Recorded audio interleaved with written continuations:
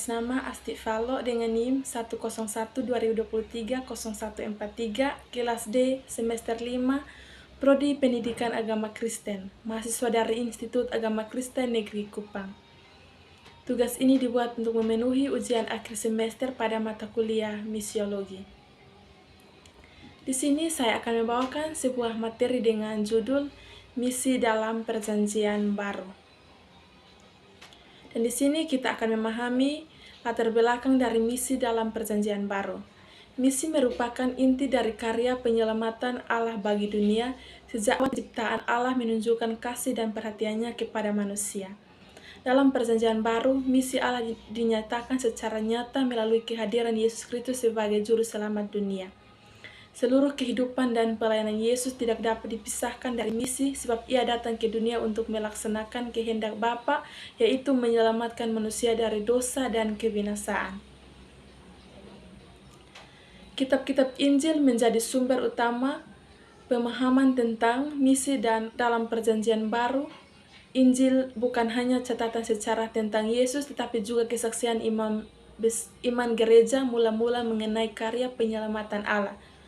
Dalam Injil, misi Allah terlihat melalui pengajaran Yesus, perumpamaan, mujizat, serta hubungannya dengan orang-orang yang terpinggirkan seperti orang miskin, orang sakit, pemungut cukai, dan orang berdosa. Puncak pengajaran tentang misi dalam Perjanjian Baru dinyatakan dalam Amanat Agung. Amanat ini merupakan perintah Yesus yang bersifat universal dan mengikat semua orang percaya sepanjang zaman. Amanat Agung tidak hanya menekankan pemberitaan Injil, tetapi juga pemuridan, pengajaran, serta kesaksian hidup yang mencerminkan kasih Kristus. Karena itu, pemahaman yang benar tentang misi dalam Perjanjian Baru sangat penting bagi gereja dan orang percaya. Melalui materi di atas, penulis ingin mengkaji secara mendalam konsep misi dalam kitab Injil, peran Yesus dalam misi, serta pemahaman amanat agung menurut Injil Matius, Markus, Lukas, dan Yohanes. Berdasarkan latar belakang di atas, kita akan memahami apa yang dimaksud dengan misi dalam kitab Injil, dan yang kedua, bagaimana hubungan Yesus dengan misi Allah. Yang ketiga, apa makna misi dan amanat agung dalam Perjanjian Baru. Yang keempat, bagaimana pemahaman amanat agung menurut Injil Matius. Yang kelima, bagaimana pemahaman amanat agung menurut Injil Markus. Yang keenam, bagaimana pemahaman amanat agung menurut Injil Lukas.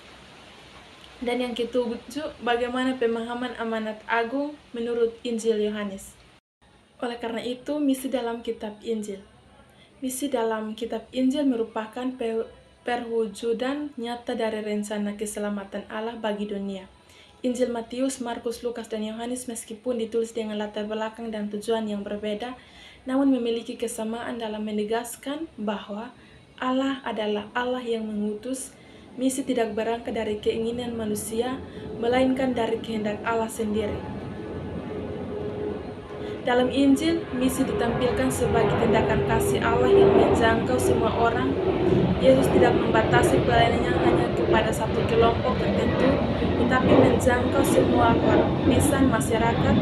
Hal ini menunjukkan bahwa misi bersifat inklusif dan universal. Misi juga bersifat menyeluruh, mencakup dimensi rohani, sosial, dan moral. Kitab Injil mengajarkan bahwa misi bukan hanya tentang pemberitaan Injil secara verbal, tetapi juga melalui perbuatan kasih dan keadilan. Dengan demikian, misi dalam Injil menuntut keterlibatan aktif orang percaya dalam menghadirkan kerajaan Allah di tengah dunia. Yang berikut, Yesus dan misi. Yesus Kristus adalah pusat dari misi Allah.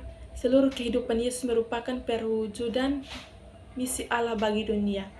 Ia datang sebagai anak Allah yang diutus untuk melayani dan memberikan nyawanya sebagai tebusan bagi banyak orang. Pelayanan Yesus mencerminkan kasih Allah yang menyelamatkan dan memulihkan. Yesus menjalankan misinya sebagai pengajaran, penyembuhan, dan pengampunan dosa. Ia mengajarkan nilai-nilai kerajaan Allah dan mengajak manusia untuk bertobat dan percaya kepada Injil. Yesus juga membangun relasi dengan murid-muridnya dan mempersiapkan mereka untuk melanjutkan misi setelah ia naik ke surga. Puncak misi Yesus terjadi melalui kematian dan kebangkitannya. Melalui peristiwa ini, Yesus mengalahkan dosa dan maut, serta membuka jalan keselamatan bagi seluruh umat manusia. Dengan demikian, misi gereja merupakan kelanjutan dari misi Yesus sendiri. Yang ketiga, misi dan amanat agung. Amanat agung merupakan perintah Yesus kepada murid-muridnya untuk melanjutkan misi Allah di dunia. Amanat ini menunjukkan bahwa misi adalah tugas utama gereja. Amanat agung menekankan bahwa Injil harus diberitakan kepada semua orang tanpa terkecuali. Misi dalam amanat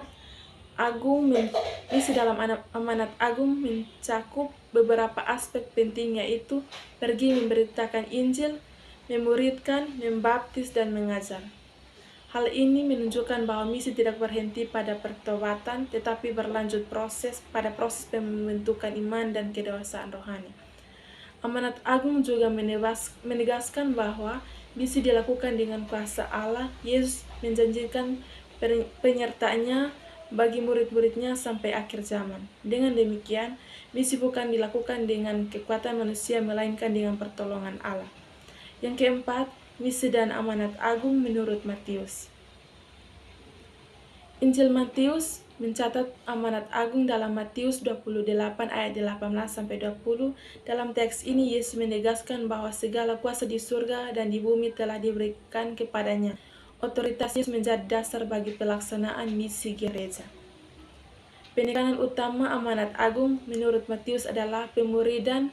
Murid-murid diperintahkan untuk menjadikan semua bangsa murid Kristus. Proses pemuridan mencakup baptisan untuk pengajaran untuk menaati semua perintah Yesus. Matius juga menekankan janji penyertaan Yesus sebagai penguatan bagi gereja dalam menjalankan misi. Yang kelima, misi dan amanat agung menurut Markus.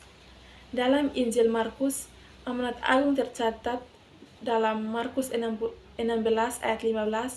Fokus utama Markus adalah pemberitaan Injil kepada segala makhluk. Markus menekankan urgensi dan kesegaran dalam pelaksanaan misi. Amanat agung menurut Markus juga disertai dengan tanda-tanda yang menyertai orang percaya. Hal ini menunjukkan bahwa misi dijalankan dengan kuasa Allah yang bekerja melalui orang percaya. Markus menampilkan misi sebagai tindakan iman yang nyata dalam kehidupan sehari-hari. Yang keenam, misi dan amanat agung menurut Lukas. Injil Lukas menekankan peran Roh Kudus dalam misi. Dalam Lukas 24 ayat 47-49, Yesus menegaskan bahwa pertobatan dan pengampunan dosa harus diberitakan kepada segala bangsa, namun murid-murid diminta untuk menantikan kuasa dari tempat tinggi sebelum melaksanakan misi. Lukas juga menekankan bahwa misi dimulai dari Yerusalem dan meluas ke seluruh dunia. Misi menurut Lukas bersifat progresif dan berkesinambungan. Perhatian kepada orang miskin, tertindas, dan terpinggirkan menjadi ciri khas misi dalam Injil Lukas.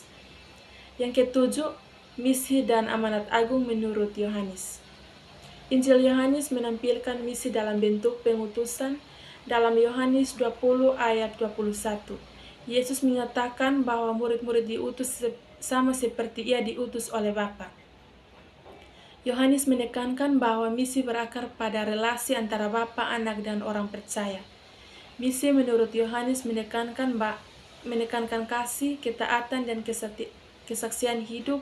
Orang percaya dipanggil untuk menjadi saksi Kristus melalui kehidupan yang mencerminkan kasih dan kebenaran Allah di tengah dunia.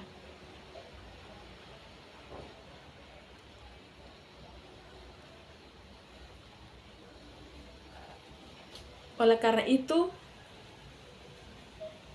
kesimpulan dari materi ini adalah misi dalam Perjanjian Baru merupakan perwujudan kasih Allah bagi dunia yang digenapi melalui Yesus Kristus. Kitab-kitab Injil menunjukkan bahwa misi bersifat universal, holistik, dan berpusat pada Kristus.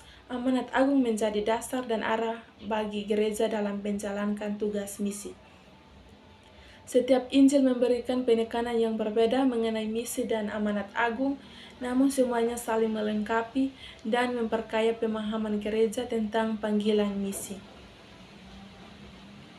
Sekian materi singkat dari saya, semoga bermanfaat. Terima kasih, Shalom.